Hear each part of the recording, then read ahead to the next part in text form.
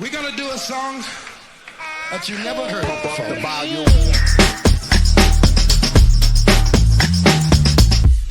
Here they come and get wicked.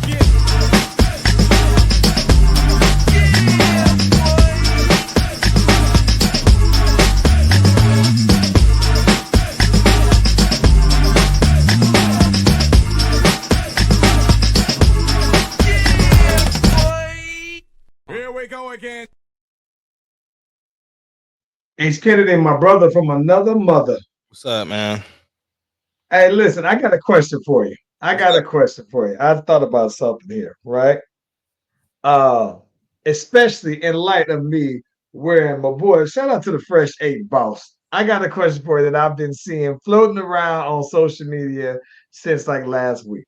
You ready for it? I don't know if you heard, but you might know. 100 men versus one gorilla. Who you taking? No weapons. 100 men versus one silverback gorilla. I got 100 men, bro. But 100 men, huh? yeah. But at the same time, though, there's gonna be a lot of lost life on the men's. Listen, I said, man, listen. I don't want to be one of the ones that get bit by the gorilla because when you see them silverback, because of their diet, some of their teeth are black, right? So I don't want to get bit. Like I don't want to get bit specifically in my shoulder by one of them gorillas, bro. okay, two things. One, I didn't know that this was a thing until two things happened. Yesterday, randomly, I saw somebody post. He said, it was like you know how everybody making TikToks and stuff, and so he was like, he was the last one of the 100 men left, and so he was trying to convince the silverback, like, nah, bro, I don't want no smoke, I don't want the smoke. So he took his shirt off and walked off like a gorilla. But let me tell you, Jarian had came up to me at work today. He was like, bro, I'm so sick of my timeline right now. He said, because that's all I'm seeing is this. And so I just literally was on X, and it was 10,000 gorillas versus 100 versus 1,000,000 men. And them gorillas was going through them, bro. But this is what's funny. This is what makes it. gorillas. 10,000 gorillas versus 1,000,000 men. Like if it was 10,000 versus 100,000, I think 1,000,000 is just a lot. You'd win in numbers. But here's my thing about it. Who do you grit? Okay, let me ask you this. Here's a follow-up to that question, though, right? Who are amongst the 100 that you get? That's what I'm saying. It's gonna be a lot of lost life. Because I mean, you can have dudes that think they tough. It's a whole different thing when you're around a wild animal that's in its natural element and you ain't got no weapons. You know what I'm saying? Like them punches ain't like them human punches ain't the same, bro. Because like you said, that gorilla will bite, swing, claw. I mean, the strength alone is different. It's a different type of strength. It's a different than a baby strength and that old man strength that people think is, or that adrenaline strength that you get when you can just pick up a car because your baby steps, left inside of it. Yeah, that gorilla got that strength all day long, bro. I'm picking the mountain.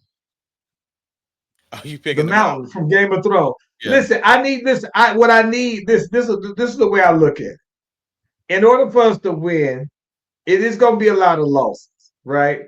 But I also need someone who's going to be big enough to creep behind him while he's distracted and put him in a big chokehold. Somebody who's strong enough to choke him out, right? Because you think that some of these gorillas are like 500 pounds, so right.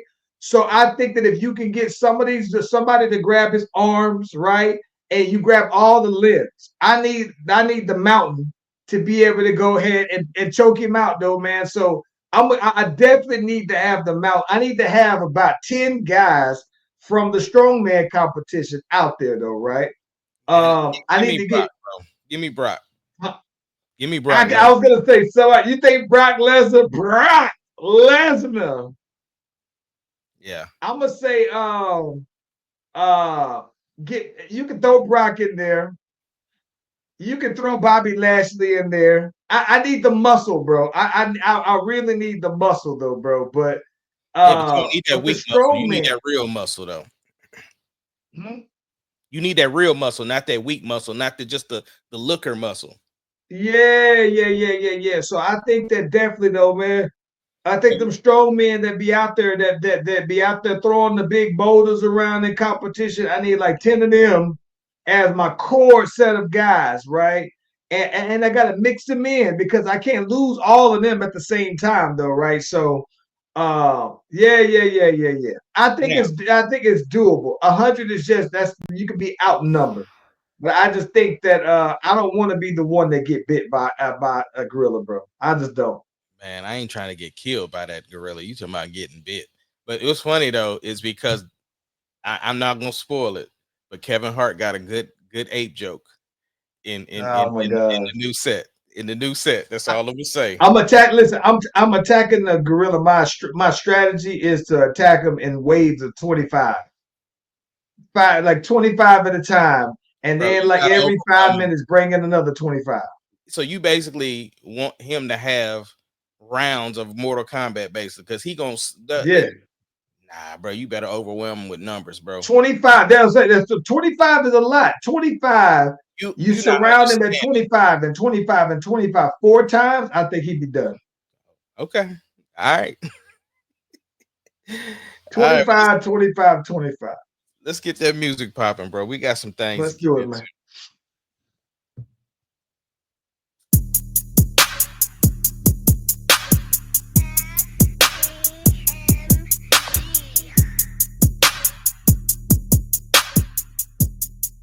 If you smell. The Slash Brothers Podcast, the greatest podcast of all time. The Slash Brothers Podcast, the greatest podcast of all time. Name is.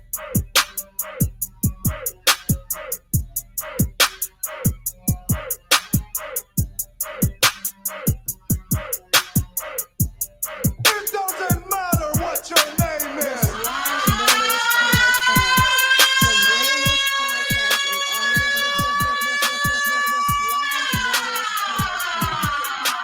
The greatest podcast of all time.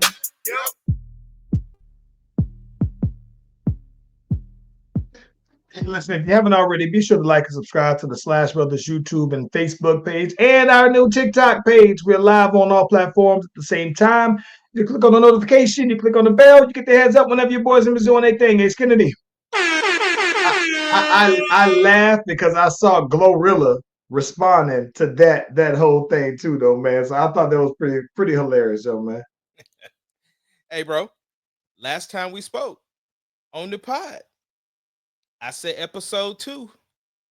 I said I wasn't gonna give no spoilers, but it's been out for a minute, so we're gonna throw the spoiler tag up. Okay. What you think about that episode 2, The Last of Us? Hey, listen. Okay, so very surprising because I don't I don't follow the video game, right? I just watch it from just a series perspective and entertainment perspective, right? And so I think that I was very surprised that he died, right? It's like and the thing I think that's crazy is that usually when you get like a main character dying, you on a series, it's usually like something epic. Like the only thing I can kind of compare it to is like when I thought Rick was dying on Walking Dead, or like See, for me, why you thinking? For me, the death was like Ned Stark because Ned Stark is a perfect example. yeah, But because the for only me, difference is Ned Stark died so early on in season 1 he did. that it just yeah. But again, the way the series was set up, you thought the Starks were the main characters. So I still didn't, and they already said, "Hey, all you got to do is go out here and admit that you was wrong. We gonna let you go. You're gonna have to do a little time or something, whatever, right?" And that was it. So it was complete shock when his head got cut off. I'm thinking like, "Yo, that was the main character in my brain," because of course I didn't know nothing about Game of Thrones at the time. So, Ned Stark is a good comparison. That Ned Stark is a good because again, I never read the books for Game of Thrones, so I did like you think that okay, this was going to be about Ned Stark, them basically, and all the Starks coming through, taking over. So yeah, I can see that though, man. But I can't think of another series, man, where I saw one of the main people just die off. But then I think that because here's the thing, the thing I think that is interesting, though, like I said, I still don't have any interest in going to see what the video game says. I just want to watch it for what it is. So knowing that he died so early on to this season, you still have a long rest of the season too, and then you still have possible seasons in the future. So it does set the tone. But like you, I thought that he was the main guy. Like I thought that it's about him and his girl and him getting his girl throughout their journey together, not knowing that he is just getting to you to a certain point though. Now, another show that for me was a shock was Succession when the dad died, because that was another one when I didn't tell you about it, that I let you see it for yourself. Yeah, that was another one. But like you said, this is a part of the video game, and they are breaking they're breaking the second game into 2 seasons. So we get season 2, season 3 out of this. And the way that the directors them was trying to say it was like Abby has a perspective that she's the good guy, because she's like, listen, Joel was selfish because she, Ellie was about to sacrifice herself to get the antidote so that everybody could be saved from the infected. And then boom, you walk in and shoot my dad in the head. You know what I'm saying? So in her perspective, you shot my dad with no regard. Like you didn't care about nothing but what you had going on. So she looked at him as the bad guy. So from her perspective, she's thinking she's doing everything right. You know what I'm saying? So we got 2 different characters who have both lost their fathers going in line with what they think is right. I got one. This. While his death is shocking, right? Nothing. I think to me, more than Ned Stark, right? Nothing, and I mean nothing, bro, compares to Glenn dying in The Walking Dead, bro. Okay, see, I wasn't a big That's Walking the Dead. most. Yeah. Oh my God. So listen, the reason why Glenn's death. Glenn was a season 1 person. So it's one thing when someone dies. Usually, in these, they die and they die on I'm not Game of Thrones, on The Walking Dead. Someone dies because they got bit. You die in some heroic fashion. Like I remember Maggie's dad died, even though he had they cut off his leg or whatnot. He died, but he died kind of giving up his body to the walker so that everybody would be able to get away from it.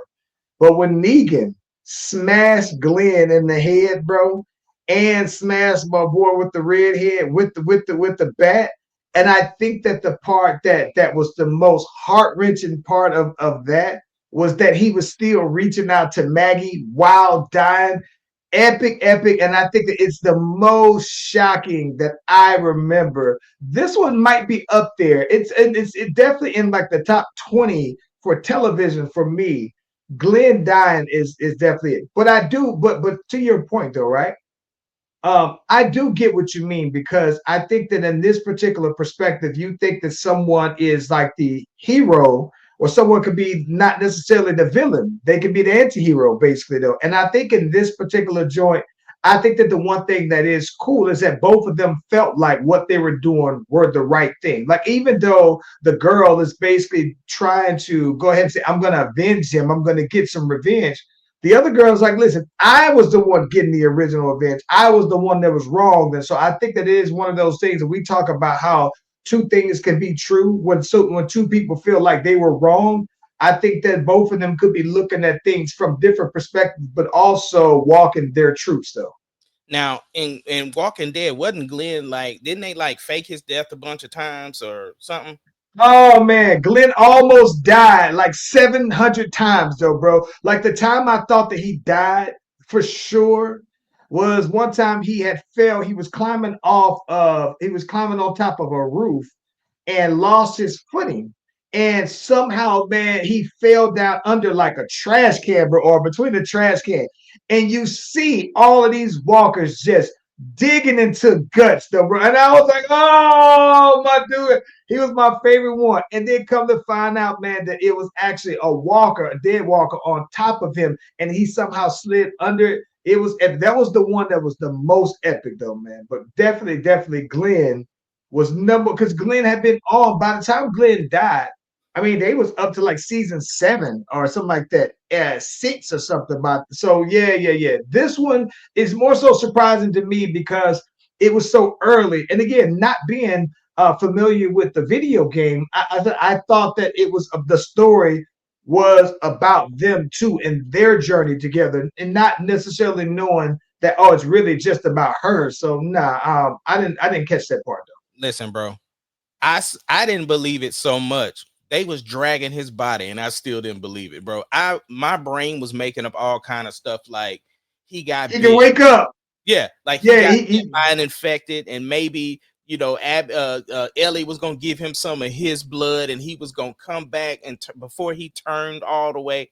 Bro, I was making up all kind of stuff when she shot him in his knee. And with that shotgun, I was like, oh, yeah, they'll repair his leg. Like, they'll, get the turn. I mean, I'm making up everything. It wasn't until I watched the after show. And they was like, yeah. And this was an emotional scene when he died. And I was like, oh, he gone for real, bro. It got me, bro. It got me. Yeah. Yeah. Definitely one of them ones, though, man. Yeah, definitely one of them ones. All right. Shout out to Ashanti as well. I see you in the comments, though. See you in the chat. What's happening? We talking about something every day. We got to catch up. We didn't get a chance to get on yesterday. So we got a couple things we got to catch up on though, man. Oh yeah, let me talk about how I was trolling people today, bro. So you and I had spoke and we talked about Sinners. And again, we talking spoilers. The movie been out for a couple of weeks now, so we talking Sinners. And wait, we haven't talked about it here. So let's talk about it here and we can get to your point as well. We are. Okay. Yeah. All I'm saying is, my post today was about Sinners, and I said that to me, Haley Stein, what is her last name? Steinfeld. Yeah. Steinfeld. That's right. It is. Haley Steinfeld was the real MVP. And bro, them black women was coming for me everywhere, bro. What they were saying, bro? Oh, they was trying to run me down, bro. They was trying to run your boy down. And I'm like, boy, this is what I be talking about, how people don't be reading nothing. Because see, they interpreted it as her character. And I'm talking about the actress, Haley Steinfeld, and how she did the part or whatever. So they was, of course, they was talking about Wunmi. Saying that she was the real MVP. And I'm like, listen, she was the hero of the movie, right? I get it. But the real MVP to me was Haley Steinfeld on how she portrayed the character. Because when I know from her, I know her as Hawkeye's sidekick, right? She was about to be in the Young Avengers. I wasn't prepared for her to be grown up. You know what I'm saying? Doing grown up stuff and saying grown up things. You know what I'm saying? She and then to me, right? What I said that for is because the dialect that she used, the twang, that like everything she did when she spoke, it didn't sound like a white girl trying to be black, right? She sounded like a white girl that was raised around black people. And get it, her dad is black, so she just looks white. She's kind of got the logic thing going or whatever like that. But it still was depicted like she was this white girl. What's up? Wait. I'm not familiar with her background. So she's not white in real life? Nah, I think in real life. Oh my God. I didn't know that at all. I didn't know that at all. I thought that she was white, bro. No, I didn't know that she was I didn't know she was just light skinned, bro. No. Okay, I take that back. So in real life, I mean, she's mixed though, but because her dad looks white. Let me see. let's see. Her dad looks, yeah, her dad is Jewish and Filipino, Irish, Scottish, German. So he's not white. You know what I'm saying? He But black though. huh? He ain't black though Nah. But what I'm saying in the movie though, that's how she was in the portrayed. movie. Yeah, Right, in the right, right. movie they said like, because that was a thing, like, when the vampires pulled up to the door and they was like, I thought y'all was just rolling with the blacks tonight. Like, like, what's up? Why she up in there? And they like, oh, she family, right? And that was the thing though. To me, her character suffered more loss than everybody else. I know other people had loss. I even know that Huni had lost. You know what I'm saying? But the most loss was Haley Steinfeld's character. She lost Stack. She lost her mom. She lost her husband. She lost her life. And then she also had to be careful on how she interacted with black people because she would have lost her community. Like there was a lot of stuff that she had to internalize, and the way that she portrayed the character, I thought was phenomenal. So that was where I was coming from. But I knew when I posted that what everybody was going to interpret out of it. That's why I was trolling. No, I think that this is the thing about. I mean, great points. I think that the part. Now, this is the thing I think that's interesting to me, though, bro. Is that this is one of the few times, though, man, where I saw a movie and you had a reason to be invested in every individual character, right? Right. So you might see that as her, right? I think that for me, I might take that same perspective of all of the women in this. It was literally something for everybody because you think though, right? I mean, you had Stax's girl who, he came back, you know what I'm saying? She was the one that they had the baby together that passed Smoke. away though. Smoke. I love where she was. I Smokes. love Smokes girl. huh? Smokes girl. Smokes girl. I'm sorry. So Smoke Girl was I love that as a character, right? Yeah. I think that I love the girl who you was talking about as well. I think that I like here's what's funny though, man. I like the real dark girl who was messing with the young dude, right? She was I also thought that married it in was the film. yeah, she was also married in there as well. I love, and again, she had very much kind of the same thing that she could possibly have to lose. But what I do think that's incredible about that was how it tied up at the end, how he was basically saying, listen, all of this happened in one night, and it was the best night of my life up until that. I think that's the part that I think that was very like incredible about it. I think overall as a movie, one of the things that is interesting to me is that I'm very much into vampire movies. I think that there's only one vampire movie that I haven't seen. And now that I mentioned it, I'm probably going to go ahead and watch that one ASAP. Like it's the vampire movie with like a French title, but I think that it's like Johnny Depp's daughter is one of the main characters in it. It's the only one that I haven't seen. But I've seen all the vampire movies, and typically, most of the vampire movies have some of the same things, and that are consistent. You kill them with garlic and drive a stake in their heart and everything like that. Like that part is pretty consistent. I think what I appreciated about this one is that I didn't know that this was a vampire movie until I saw the teeth. So I didn't see any. I saw one of the original trailers, but one of the original trailers I saw don't allude to the fact that there's vampires. You think that there are just monsters. So it could have been any kind of monster to me, and I would have enjoyed it just as much. But seeing that I'm a vampire movie lover, it made me like it that much more just because I was like, oh, snap. But I like that I'm watching it the whole time. And I was like, oh, snap. The monsters are actually vampires, though, bro. So I thought it was dope. Where would you give the movie on a scale of 10? I have it at a 9, but when I first left Mm, the theater, I had it at an 8. And I think the reason why okay. I have it at a 9 now is because the movie has marinated in my head so much. The commentary that I'm seeing everybody have off of it. I love the fact this is an original film. I love the fact that Ryan Coogler did it. I love the music. Uh, it's growing. It's got layers now. So like when like when you have leftovers, right? And it had a chance to sit in the refrigerator for a little bit, and the sauces and everything, the spices then enhance the food. It's like that. It's doing that in my head. So yeah, it's a 9 now. Some of the other things that I enjoyed about it, because like you said, yeah, I knew it was a vampire film, but I'm so glad I didn't watch any of the future trailers, because now that the movie has been out and they're showing more trailers, they're showing more spoilers.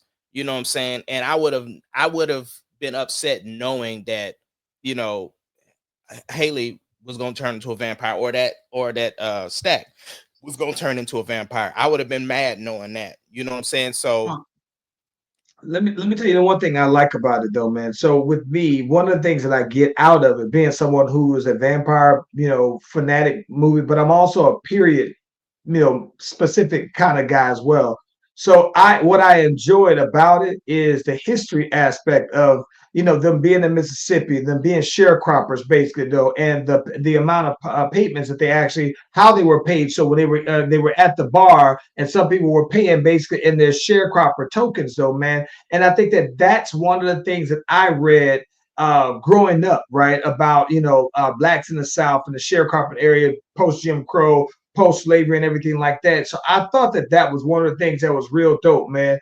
I think that one of the things that was real cool about it is that I like while I'm sitting here while I'm in the movies, I done thumbnail the name of the city where I think it was which was the twins. The twin was telling the young boy that he needs to go to this town basically though, and the town that they were talking about was a town that was it was almost like Black Wall Street, right, in Tulsa, right, and in Oklahoma they had like a few of these black towns where you had black everything. Well, one of the towns in Mississippi that they were talking about was one of the first in that particular state to have black-owned businesses, black-owned barbers, black-owned dentists, black-owned medicine, black-owned everything was black-owned. So when they were saying it, I was like, wow, okay, I like that there was the accuracy of history there as well, though, man. So yeah, real dope. more history when you go to I think the guy said go to IMDb or the Spotify link for it, and there's these news articles that reference the movie where it says like there was a boat that happened and these Europeans got off of it, and there was a bunch of fire and stuff like that. So basically Remick had got out of that boat ride. Like all the other vampires had burnt up except for him, which we kind of saw parts of that in the movie. And then they was talking about a robbery that happened in Chicago, and the Italians was going at it with the, because of how they brought the liquor, and we saw that in the movie. So and they were saying that the people that robbed them had on masks, and there was two people, and they didn't know who it was, and so people are thinking it's the Smokestack brothers. So it just, like you said, just the connection piece of everything. But something I did learn that I didn't know about vampires, that you have to invite them in. I thought, yeah, that was no, so that was in when did Vampire no, that was in Twilight. That was in all of. If you saw what the originals, that's always been a vampire thing though. Yeah, they got to invite you in for you to come. You can't just walk on up in there though. Yeah, well, I'm just saying I didn't remember that. So what was crazy is because I saw a commercial where there was a vampire, and it was the same thing. Like you're not going to invite me in, and it just made me think of Sinner. So I just thought, like, what was you about to say? yeah. No, that's what made me think they might be vampires, or this guy might be vampires, because they kept insisting on, won't you just go and let me on in? And I was like, yeah. No, I think that it's cool. And like I said, I think that I'm with you though, man. So the only reason why I would probably give it like an 8.5, somewhere around there, and I'll be consistent. Now, here's the thing about it. It's a movie that I would love to go watch again. And so based off of that, it makes me think maybe 9, because there's very few times where not just watch it on TV. Yeah. I would go back and watch it in the theater. And so replay value alone gives it, I think I can respect the 9 though, bro. Absolutely. Now, yeah. Did you watch both post-credit scenes? So I saw the credit scene where they came back after to when he was performing when he was older. That was the only one I stated. Yeah. There was another one, and then most people probably missed it because I didn't even watch it. Of course, there was an Insta reel that was talking about the second scene. So, I didn't get to see the second scene though. Basically, he's young again, playing the guitar, and he's singing some song. And then the choir was also singing it, something like that, something to that effect. Like it was showing the full circle moment of the music aspect of stuff. So I think I did see that. Now that you say that, that if that's what it. So let me tell you this though. This is the part I think that is interesting. I think the part that is crazy to me though, right, is that the music part of the movie is one of the pieces that I enjoy the most, though, bro. And And I'm gonna tell you this. Hmm? no, I was gonna say, you know who produced it, right? Ludwig from Mandalorian. Well, listen, this is my thing. I'm not someone who typically watches musicals. Like I didn't watch La La Land because I thought there was it Ryan Gosling in there dancing around. I think that's who was in there. I don't know. Like I didn't want to see that. That wasn't him. You think Ryan Gosling wasn't. I don't know. That's what I'm saying. I don't know. Yeah, I thought La La Land was a musical, and See, he's in it, right? I knew about. I don't know, bro. You keep asking in three different. Ah, I thought you know all of these movies. Nah, I ain't never seen no La La Land, and I haven't seen The Greatest Showman either with Hugh Jackman. I ain't even seen that. I know he. I don't even want to. I don't want to see it either, though, man. I didn't see what's that movie? What's the other one that he was in? LaRue something. He was in some French movie that was like a musical as well, though. But either way, though, man, like what I loved about it is that I like the reason why I like the music behind it is because again the guy is a blues player. It starts the music off by talking about the good influences of blues music and music in general, as long as the bad as well as the bad. So I think that I appreciated the little sequences that they had though, man. I appreciated the sequences where they where they were outside as well as inside. Like it was phenomenal, bro. I absolutely enjoyed. I mean, I was very thoroughly impressed with it, though, man. Bro, I almost got in trouble at work today laughing so hard. Somebody sent me something, bro. I was in real life tears. They sent me the scene of You Got Served and said that this is what them vampires was doing outside the juke joint. I was in tears. And just like that, though, man, I'm moving mine up. It's a 9 out of 10, bro. There The we go. more I'm talking about it, yeah, the more I'm talking about it. I was going 8.5 just to be safe, but I'm gonna go ahead and rip the band-aid off on safety and say, yeah, it's a 9 out of 10 to me. So 4.5 out of 5. you heard it first on the Slash Brothers podcast. Sinners is deemed a 9 on the scale of 1 to 10. It's a 9 from the brothers. It's almost perfect though, bro. Like I'm just sitting here thinking about it's an action movie, it's a love, it's an epic, it's a lot of things though, bro. And listen, man, like I said, I hate to be like the prisoner of the moment where it's like, oh, right now in recency, I'm watching it, and yeah, it's nah, man, it's dope like that. Hella replay value though, man. And I think, like I said, I think that it's a movie that I think will stand the test of time as well. Yeah, dog. When that Chinese lady let them vampires in, bro, the theater, bro, lost it, bro. Oh my gosh, man. Yeah. It's always one. It's always one of the people in every movie where you just be like, what the hell, man? Yeah. Drove me crazy. So another something we talked about, and we kind of got a little bit more context is the boy Shannon Sharpe actually stepped down before until the football season starts. According to Stephen A, though, it was more of a mutual, like, hey, we kind of need to get him off TV for a little bit.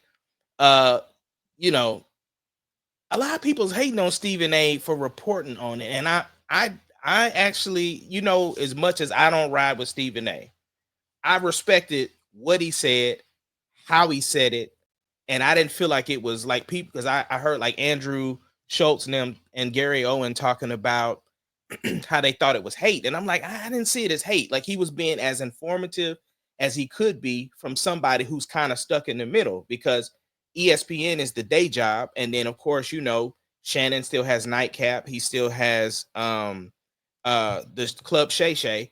So the fact that he responded from the standpoint like, listen, we work for Disney, bro. Like, even though I'm the executive producer of First Take, we work for the mouse. Like, with all the stuff coming out, you can't really have that. But to me, what I took from it is that Shannon ain't coming back, bro. You don't think he coming back? I don't think he coming back. Here's the thing. Even with this is the sad part, right? Because of course there was $100 million deal that was on the table for Shannon to sign upcoming, which of course timing is everything, right? But it's the way that Stephen A was saying stuff like, you know, regardless of what happens, that's still my boy and I'm gonna ride for him, right? That type of stuff. Like he ain't coming back. Let me ask you this though, bro. Does it make you look at him any differently knowing that he offered this girl bread? It does not, bro.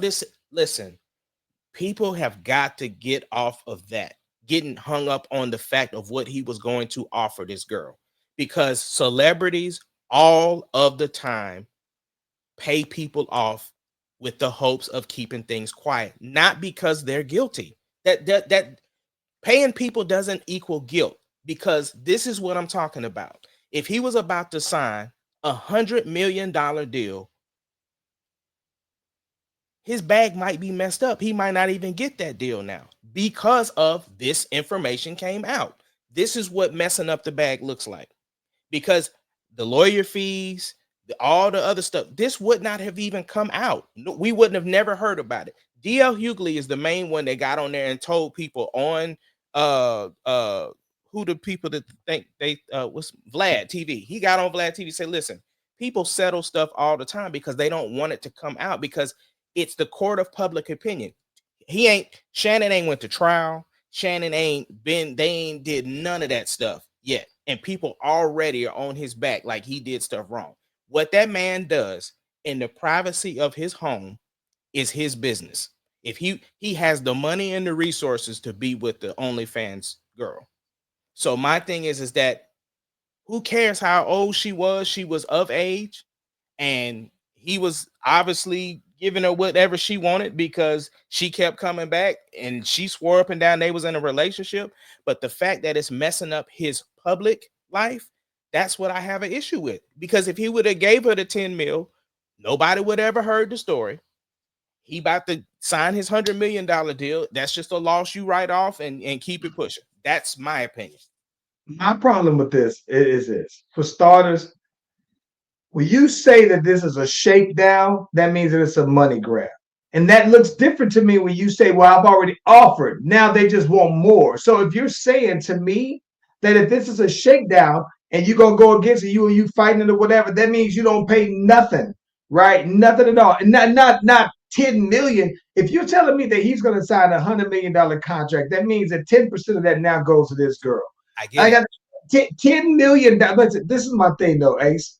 I think that the problem is, to me, this is going to sound crazy. It's the amount of money to me. It's talking about the they asked for though. First, they asked for 50. They asked for 50. Right. Let me tell you this. This is all I'm saying.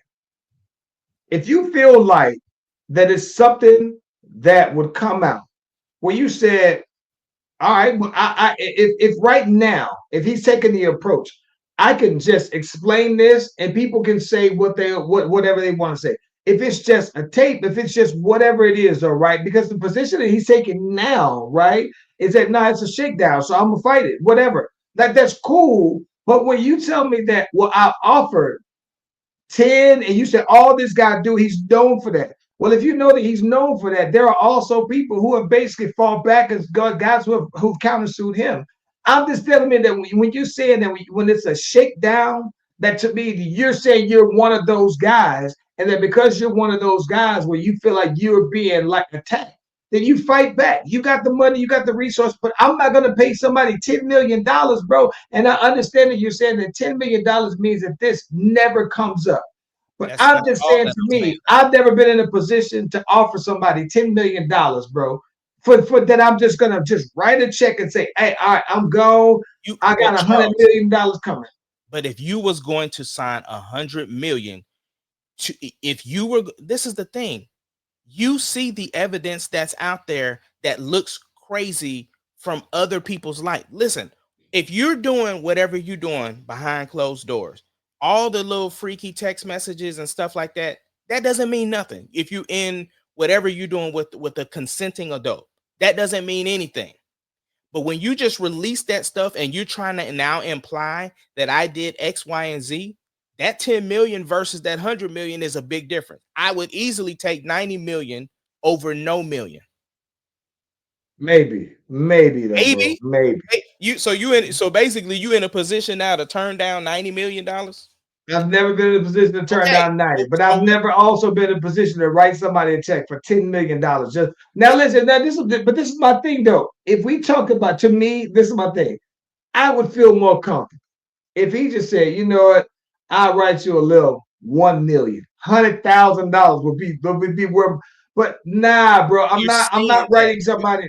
You're saying that. I'm not right. Listen, and I'm saying that from my vantage point, having never gone through it. I'm just telling you that from my civilian perspective, bro, I just can't justify paying somebody $10 million to as a threat in response to a threat for them that they're going to disclose our sex life. Like, no, I'm not with that, bro. Listen, it's from my vantage point.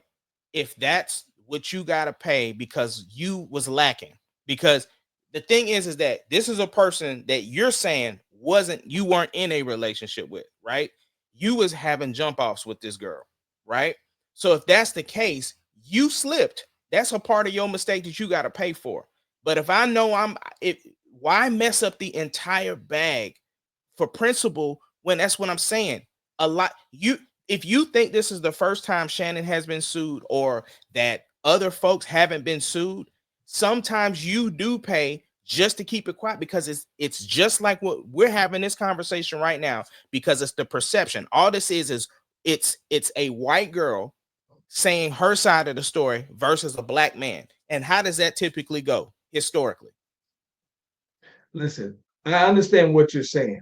But if what I'm telling you is that if what Shannon Sharpe is saying is that I'm going to be truthful and forthcoming with all of the details that's necessary. Anything that's necessary to clear my name. That's what they say in the movies. I'm gonna clear my name. I'm gonna clear my name. And it's in every movie, right? Nah, man, you do that. But my thing is, I guess my thing is this though, bro, is that if you know that this is a shakedown, now listen, if you're gonna settle, that's fine. I'm not selling for $10 million. Charles, this is the problem.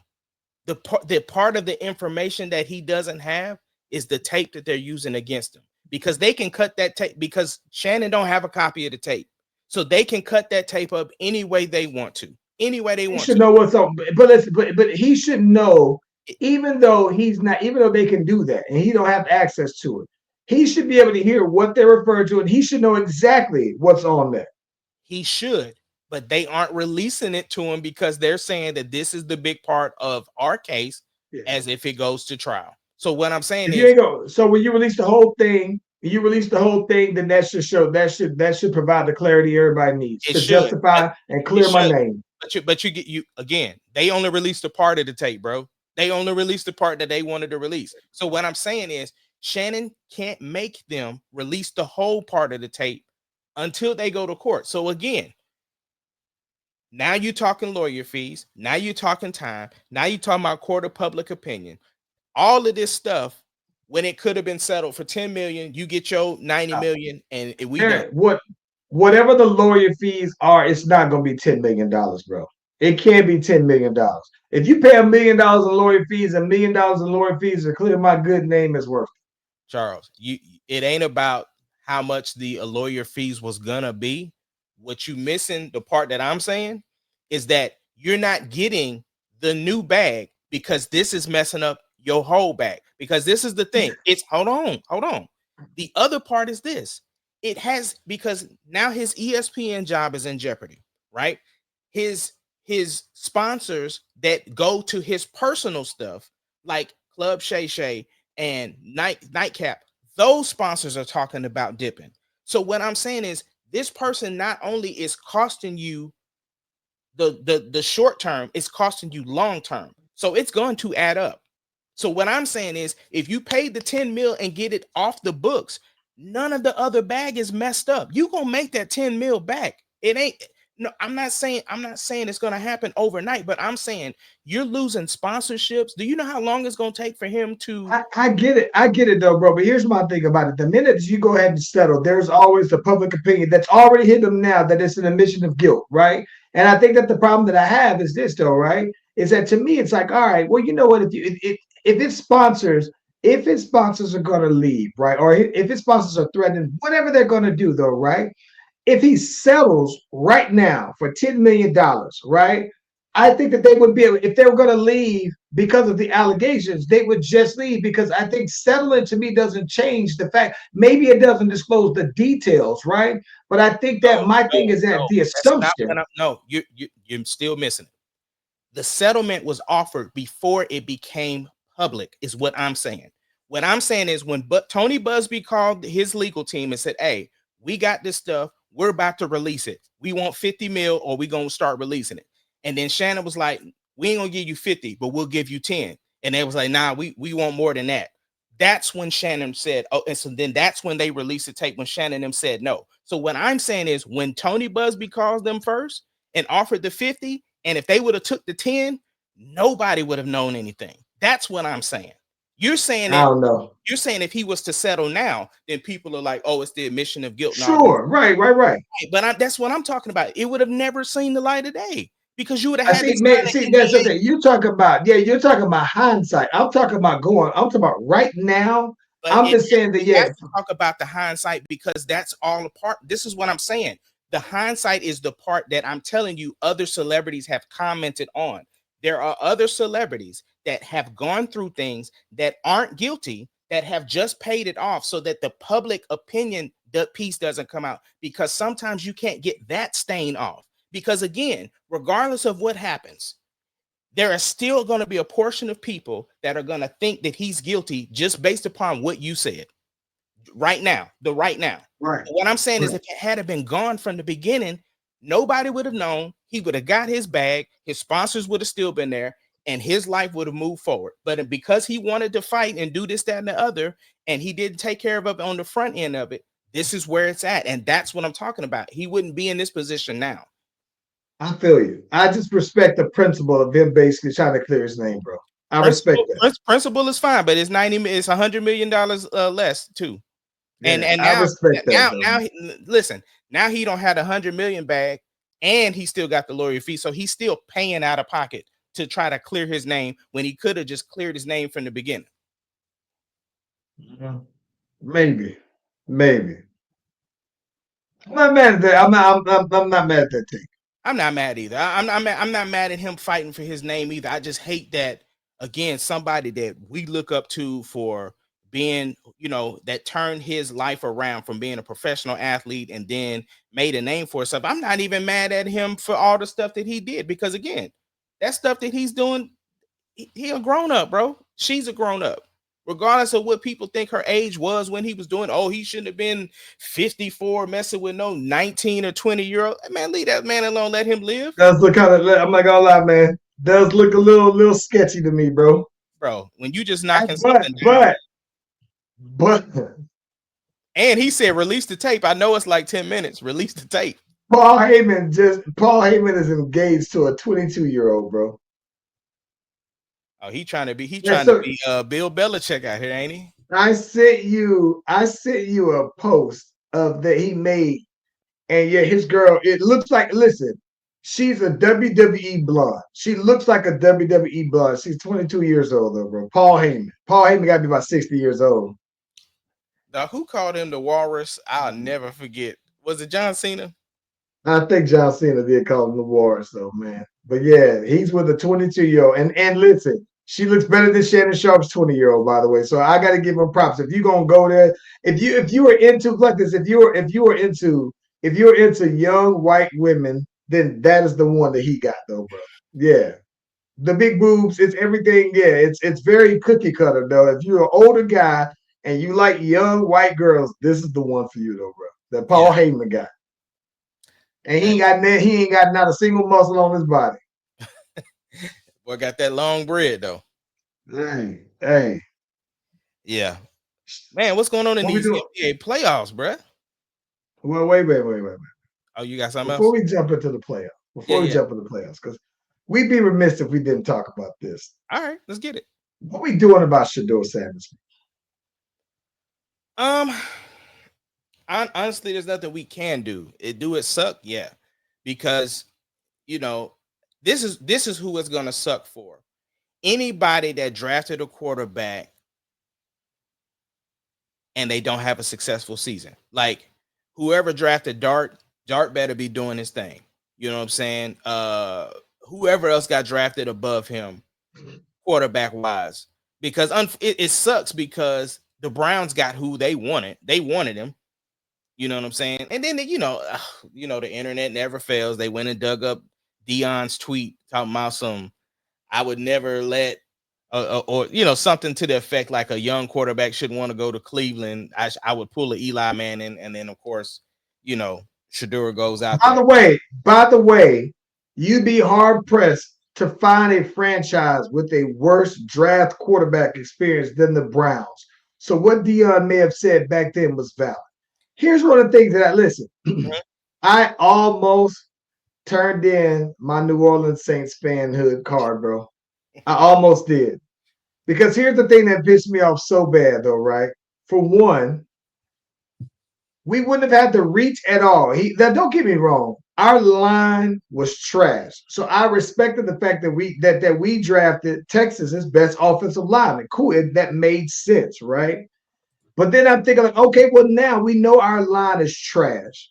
So now here it is. He done fell down. We got picked like 41. Now we can go ahead and get us the heir apparent to Derek Carr, which, by the way, he's hurt. He's had surgery, so he's not going to even start the season. So I'm thinking like, yo, this is the opportunity. When that falls, though, bro, and when they drafted some guy who I had never heard of, all right, that's one thing. Because maybe I just haven't been on the up and up outside of SEC football because I'm just a Texas through-and-through guy.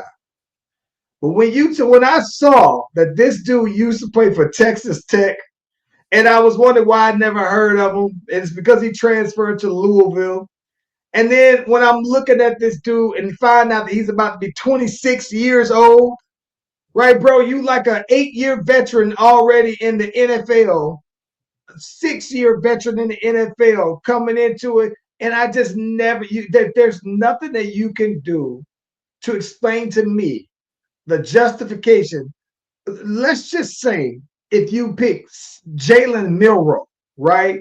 Or if you pick somebody who has won on a high level on the biggest platforms, and you said, hey, we want to draft us a project, maybe, right? Even if we would have picked Jackson Dart, right? That would have been one thing.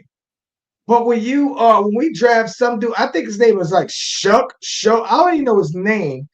And I'm just looking at him. I'm like, bro, you was trash at all the schools you transferred to. And yeah, you went out to Louisville to play against lesser competition and you put up some numbers. But I'm like, you should, bro. You like going on 30 years old, oh man. And I'm just like, dog, get him out of my face. And so then if your other teams that you've drafted, like you said, all these other quarterbacks in front of him. And this is again the number 2 in most cases. Number 2 rated quarterback in the entire draft. And some people had him as the number 1 quarterback.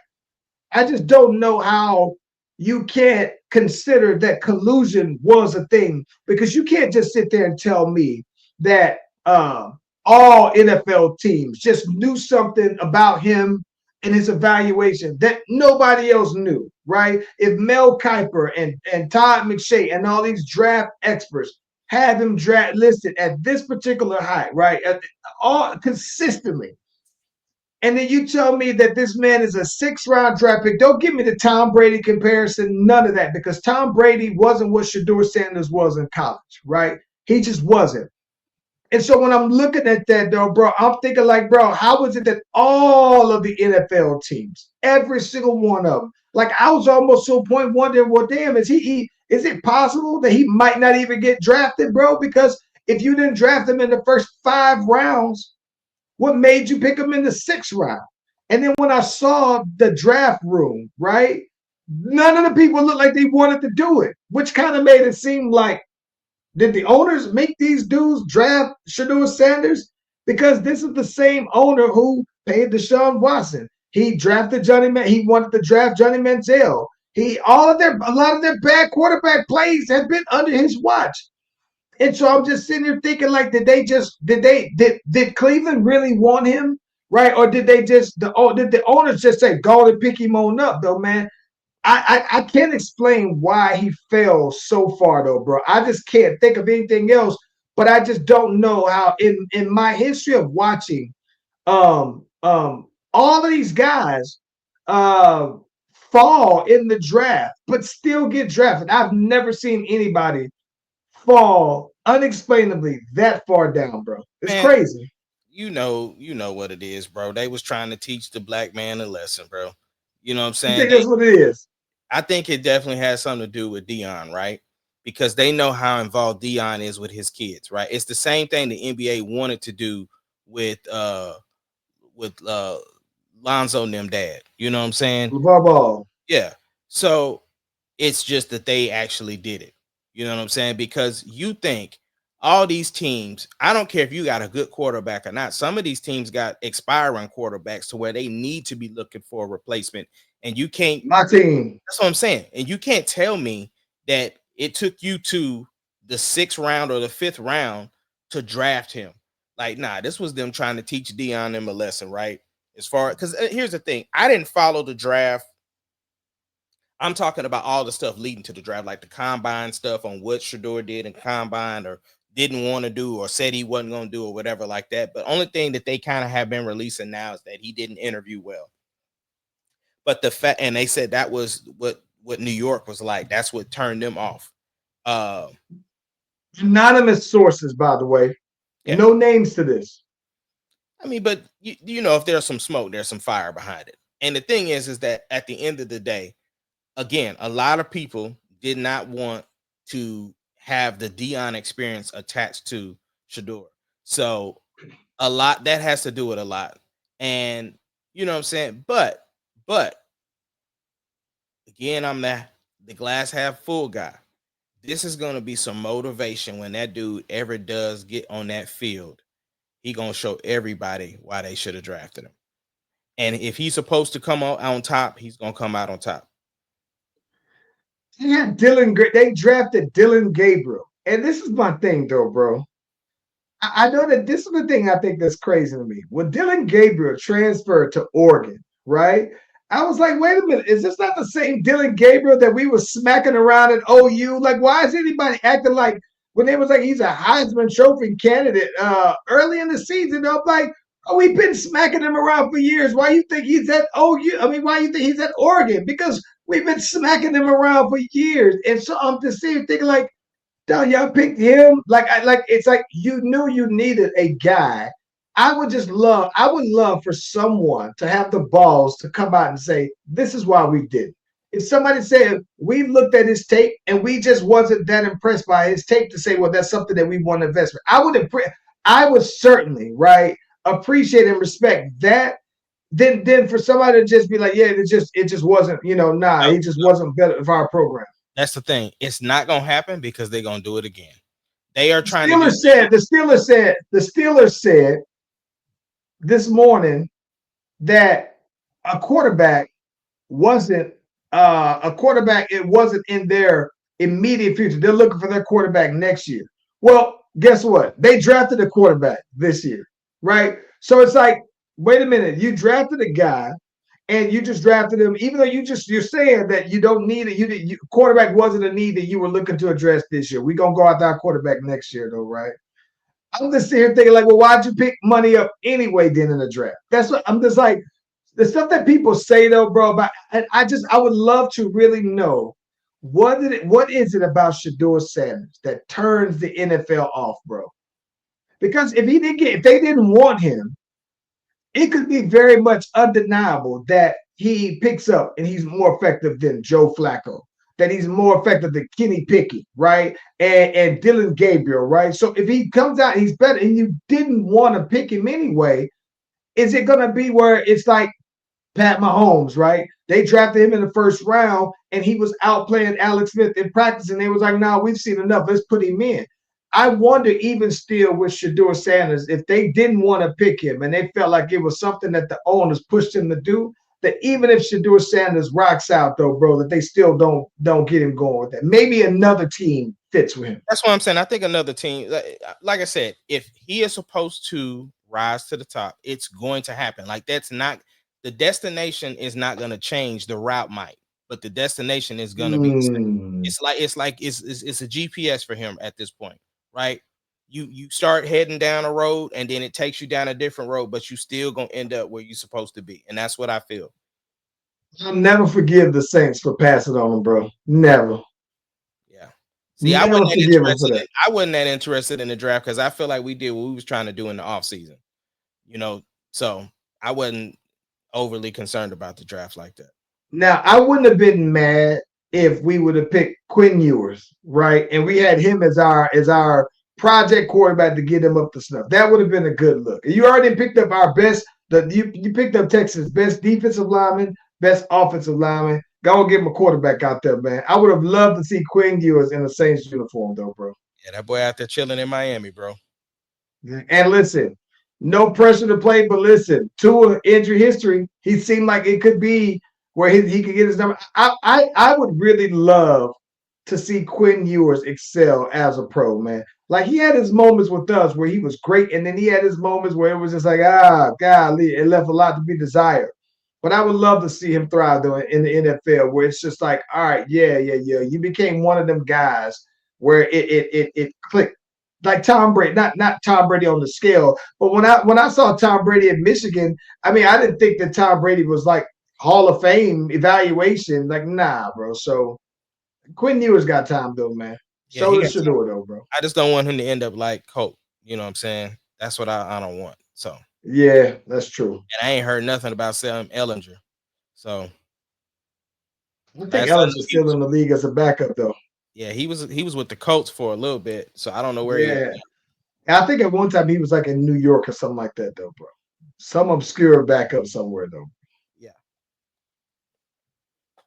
All right, bro. So what's up with the draft? I mean with the playoffs. We got some teams that went packing yesterday. But before we get to that, I wanted to ask you, did you see the game, not this last game, because obviously Detroit won, but the previous game where it ended where Tim Hardaway Jr. was shooting at 3 and got fouled? Yeah. What you think about that, bro? What do you think about the officiating in the playoffs? Okay, so listen, what I don't like, this is the thing I don't like, and they do this all the time in the NBA, where you let a bunch of play go by in the regular season, and then you referee the games tougher, or certain things that you would let slide or call tight, you now call them more loose. So you try to make it more physical. This is the tricky part about it, though, right? The tricky part about it is what I don't like is that I don't like the referees being a factor in games, in the outcomes of games, right?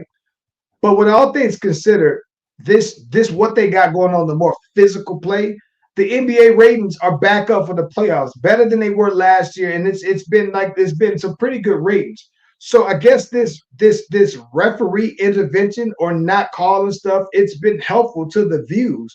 But I hate it because I don't like that you've called all season long one way and now you're changing how you call it. Like if you're going to do that, then call it that way all the time. With that being said, I don't think that one play is the reason why the Pistons lost, and that's the reason why I'm not mad at that one play not decided. He clearly was fouled, but I'm thinking that they had other opportunities where I'm not going to blame that particular win or loss based off of one play. No. I'm not saying that they lost because of that, but you also didn't give them the opportunity to lose, because you can say all day long they blew calls all throughout the game. I get that. But when a team fights back or gets to a position to be able to come back and win the game, you can't, like you said, you don't want to have the human element be the reason why somebody didn't win or lose. From that, then that's what I'm coming from it from the aspect of, is because the referees had an opportunity to put him on the line, not because of he deserved it or anything, because it clearly was a foul. Because here's the thing, it was a foul, and then you came out later on and said that it was a foul. That's the problem. I don't like. That's the thing about it. I hate the NBA 2-minute report so bad, because don't tell me about all the things that you did wrong after the fact. I don't care at that point, though, bro.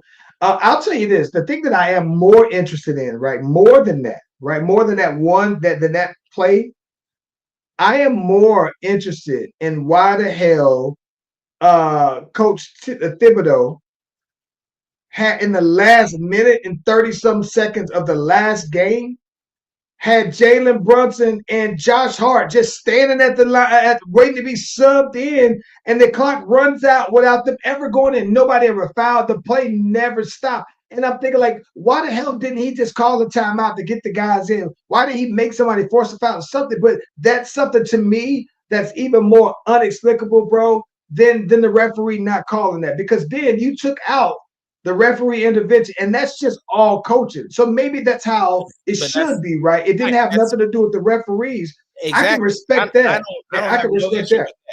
I have no issue with that because that was a coaching discretion. That's why I'm saying, though, if you put Tim Hardaway Jr. on the line, if he makes it, okay, cool. But if he missed it, then they weren't supposed to win. But the fact that that was clearly a foul, put him on the line. That's my whole thing is stop interfering with the game because y'all just walked off, didn't want to review it.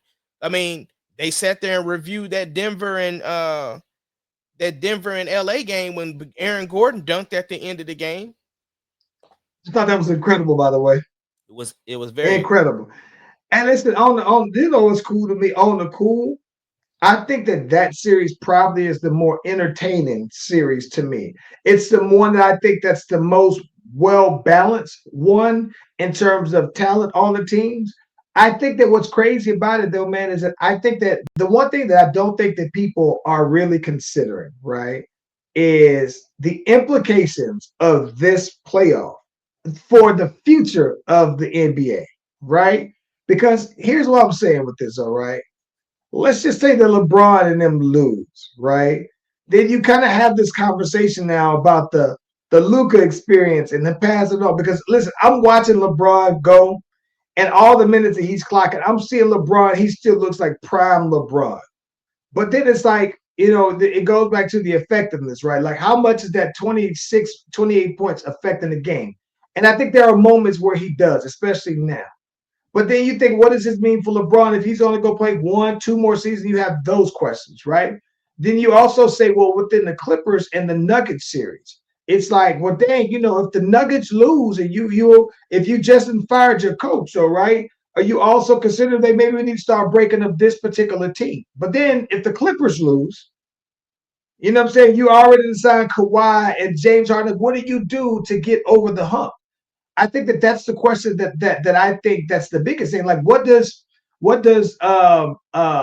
Memphis do, right, to get over the hump? They got spanked, right? So what is their move in the offseason to propel them forward? Because either you at this level propel forward or you drop down to the lottery, right? So Miami, right? I don't think anybody had Miami pegged to win, but they got washed. And so I'm thinking, how do you rebuild your squad after that? The Knicks and Pistons. The Pistons have nothing to lose because they're the new guys on the scene, right? But if the Knicks just so happen to lose this, right? You done went out and paid all of these guys big money, good money out here, though. And when you don't win, even if they lose to the Celtics, it's like, bro, everybody, I think this time, I don't recall a time where I remember playoffs had as big of an implication on the next season or the season after that because of a loss, though, bro. And a team you didn't mention was Houston, right? Because Jalen Green is supposed to be their guy, but he out here scoring 7 points and 9 points in the whole game. That ain't gonna get you over the hump when that's supposed to be your guy. So the conversation has already started. Is who gonna get KD? Listen, I'm gonna be honest with you, bro. You gotta include him and Jabari Smith in any package for any of your upgrades. Jabari Smith and Jalen Green are your guys. They're the ones that you would be able to go ahead and give up the fastest. So, but okay, here we go. Here we go again. If you get KD on the Rockets, right? Mm-hmm. KD's gonna be your number one guy. Then who's gonna be the number one? It ain't gonna be KD because KD don't want that. And I mean, you still got Van Vliet. Van Vliet is gonna be your number one, and Kevin Durant's gonna be the number two. Yep. And then you got Şengün. You got, I mean, you have still some young nucleus. Because the thing is that what they would look for KD to do is give them points that Jalen Green ain't giving you right now. You know what I'm saying? Like the rest, I mean, you got your enforcer out there. You got Dylan Brooks out there. You got some other young guys that you got Amen Thompson out there. So you have other guys. You just need the you can't outscore Golden State right now. That's the problem. Yeah. So that's what a lot of the conversation has been is like, man, Kevin Durant, because the thing that the Suns want, they need some picks. They don't have any picks, and Houston has them to give. And yeah, like you said, they're gonna be requesting somebody good too to be on the squad. So Jabari Smith, Jalen Green's, and one of the picks that'll get you KD. But then here's my thing, though. I think that does make them better. I think that this is the thing. I think that Amen Thompson is the primary guy guarding Steph. And I think that because he's burning so much energy on guarding, that's why you don't see his points like that, though. But Jalen Green, it's like people have always said that he's only good for offense. And if his offense ain't dropping, it's like, well, what good are you then, though, man? Because you ain't exactly knocking nobody up, though, man. So I don't know, bro. He's an anomaly. Like, I think that he's an incredible athlete and an incredible scorer when he's on. But when you score like 30-something points, and then you think, oh, okay, this might be the turnaround. And then you follow up with single-digit points, single digits. It's just like, bro, come on, man. Yeah. Come on. I still don't want Denver to win, even though it looks like they're gonna do it. My thing is when Denver lose, I just don't want them to lose because of Russ. Like, put that on Jamal Murray and Joker, but don't put it on Russ. Like, I don't want Russ to be. But Russ was balling out yesterday, bro. He had like 25 points. Yeah, he did his thing though, man. And I think that they needed every single point and minute of that because Joker had just a fairly low scoring output though, man. But yeah, man. Okay, last question. It's Did you see the Haliburton, the ending to the Bucks game? See, this is my thing, bro. I got a problem with that, bro. I got a problem with that. Right? Because this is my thing. I don't think that Giannis would have been in the wrong if he would have just started throwing them things on his dad. Now, I think that respectfully, maybe he knew that was Haliburton's dad. But to be head to head, nose to nose like that, like, bro, don't that would be like who was at that time that Shannon Sharpe got into it? Was that Dylan Brooks that he got into it with? Got into it with Josh's dad. Yeah, he got into it with John's dad, but I'm talking about he was jawing with a player as well. And my thing is this: if you want to put yourself into a story that's the NBA game, oh, you can be a player in the story, then, bro.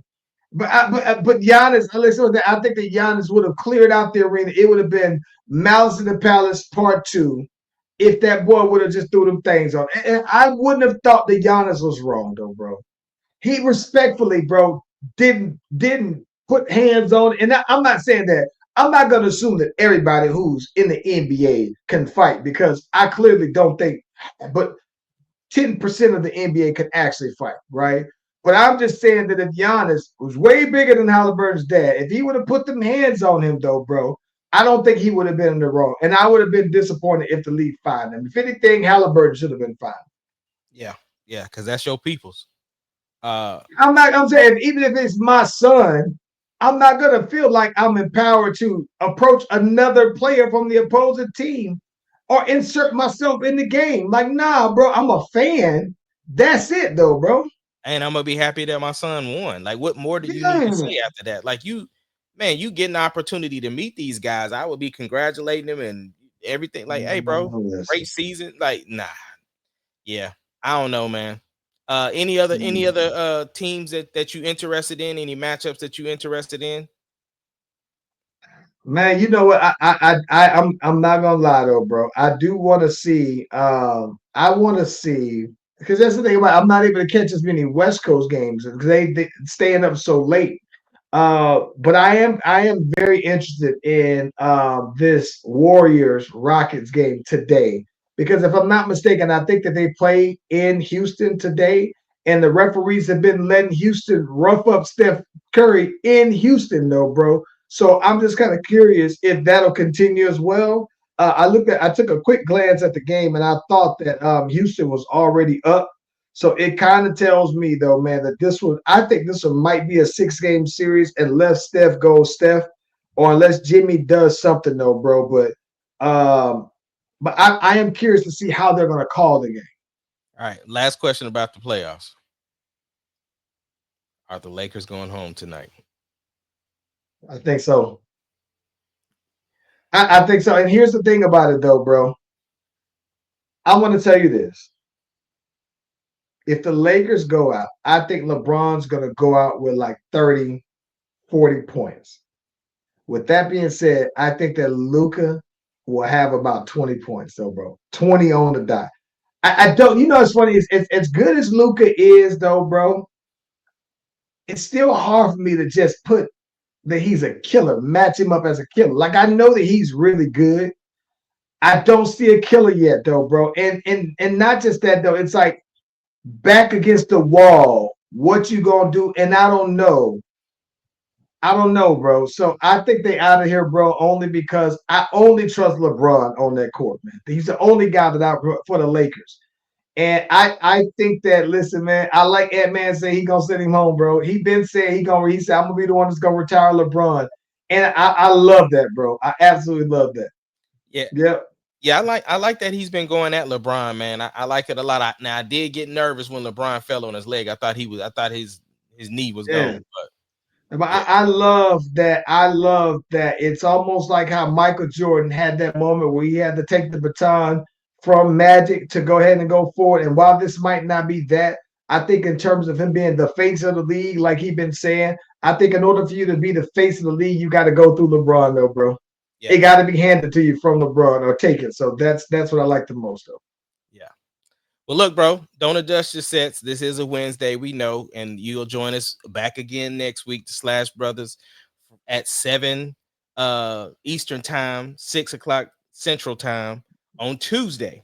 So join us again next Tuesday, and you can follow all the socials, do all the things, and we'll see you next time from ATL to OKC. We are the Slash Brothers, and we'll see y'all next time. We out.